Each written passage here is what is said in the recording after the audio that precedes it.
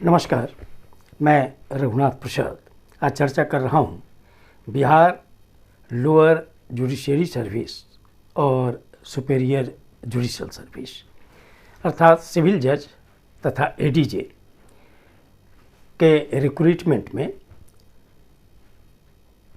आरक्षण व्यवस्था की।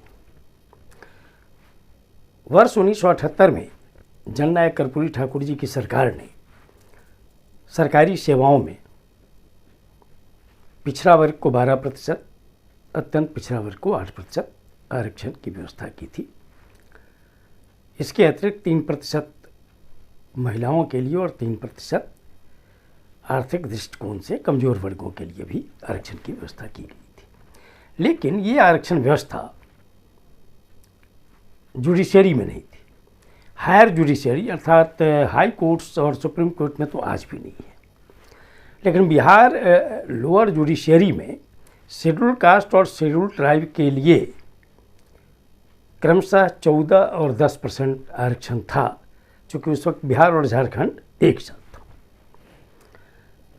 जब 2005 में श्री नीतीश कुमार जी के नेतृत्व में बिहार में सरकार बनी तो उनकी नज़र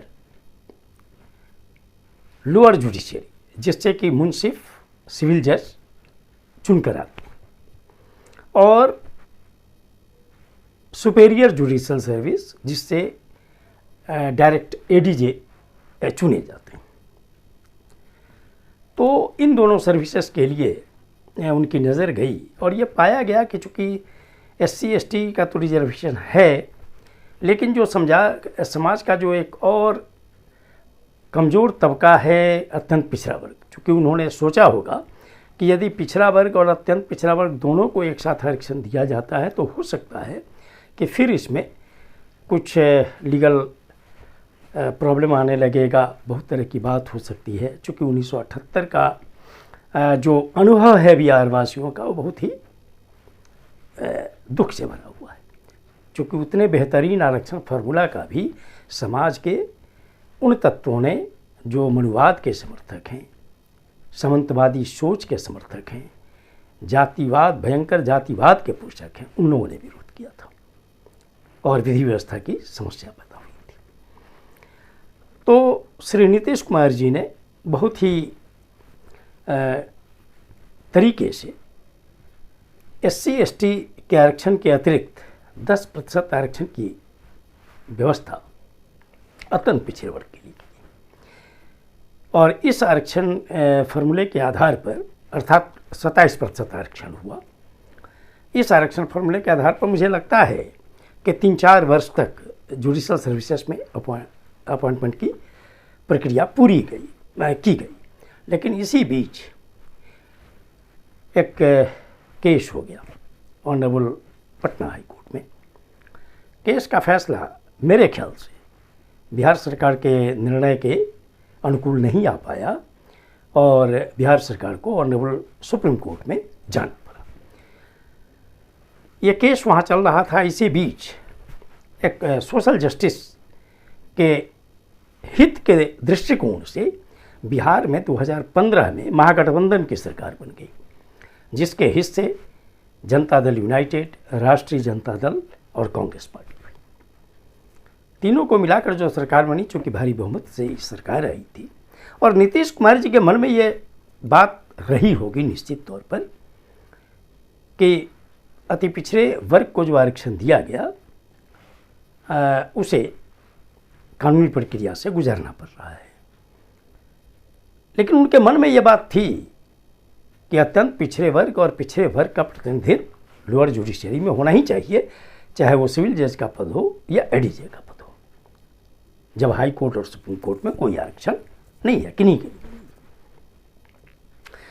तो महागठबंधन की सरकार ने इसे बहुत सीरियसली लिया और मुझे जहाँ तक याद है कि एक कॉन्फ्रेंस में, इम्पोर्टेंट कॉन्फ्रेंस में बिहार के तत्कालीन विधि मंत्री के मार्फत श्री नीतीश कुमार जी ने बिहार सरकार की जो भावना है आरक्षण के संबंध में उस पर भी उन्होंने वक्तव्य दिया था, जो जिसमें शायद पूरे देश के जुडिशियल और जो लॉ मिनिस्टर्स थे, परहैप्स वे सारे लोग थे।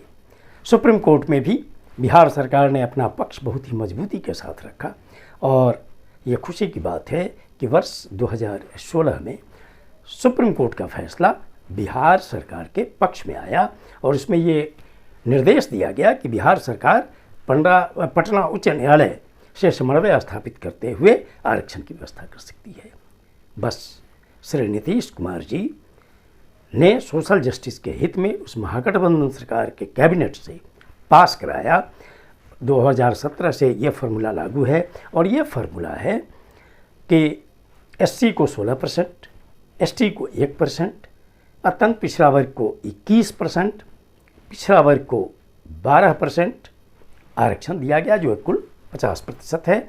और इसमें 35% आरक्षण हॉरिजेंटल है महिलाओं के लिए हर कैटेगरी में और 1% आरक्षण दिव्यांगों का। ये बहुत बड़ी सफलता बिहार सरकार की थी सामाजिक न्याय के हित में और विशेषकर पिछड़ों अति पिछड़ों के हित में। चूँकि सरकारी सेवा में रहते हुए हम लोगों ने देखा था कि एससी एसटी के आरक्षण के बावजूद शायद नगण्य ही होते थे पूरे बिहार में एससी एसटी के कोई डिस्ट्रिक्ट जज। एडीजे तक तो पहुंचते थे, लेकिन मुझे लगता है कि डिस्ट्रिक्ट जज में मैं नहीं कह सकता कि कारण क्या होंगे, लेकिन रेयर ही बहुत कम संख्या में एससी एसटी के जज होते थे। मैं समझता हूँ कि अभी जो आरक्षण नीति है इससे आने वाले 15 वर्षों में बिहार की स्थिति में काफ़ी परिवर्तन आएगा और हर वर्ग का प्रतिनिधित्व डिस्ट्रिक्ट जज के रूप में भी होगा और उसमें से जो 40% जो लोअर जुडिशियरी से हाई कोर्ट के जज के रूप में जाते हैं उसमें भी मौका मिलेगा। ये आगे के लिए एक सोशल रिवॉल्यूशन है। लेकिन यहाँ पर इस वीडियो में मैं एक बात और रखना चाहूँगा कि पहले सिर्फ मेंस एग्ज़ाम में क्वालिफाइंग मार्क्स होते थे कैटेगरी वाइज, लेकिन इंटरव्यू में नहीं होते थे, जैसा यूपीएससी सिविल सर्विस में है, बीपीएससी सिविल सर्विस में है। मैं समझता हूँ कि अन्य राज्यों के भी सिविल सर्विसेज में है, लेकिन इस लोअर जुडिशियरी में 35 अंक प्राप्त करना 100 में अनिवार्य कर दिया गया है, जिसके कारण बहुत अच्छे कैंडिडेट जिन्हें मेंस में काफ़ी अच्छे मार्क्स आए होते हैं वे 35 के बदले 34, 33, 32 वगैरह अंक प्राप्त कर चयन प्रक्रिया से बाहर हो जाते हैं।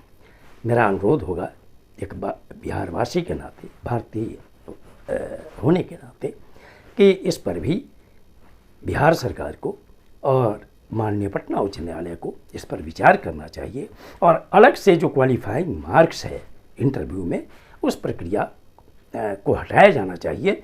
मेंस और इंटरव्यू के मार्क्स को मिलाकर मेरिट लिस्ट बनना चाहिए और उससे चयन होना चाहिए।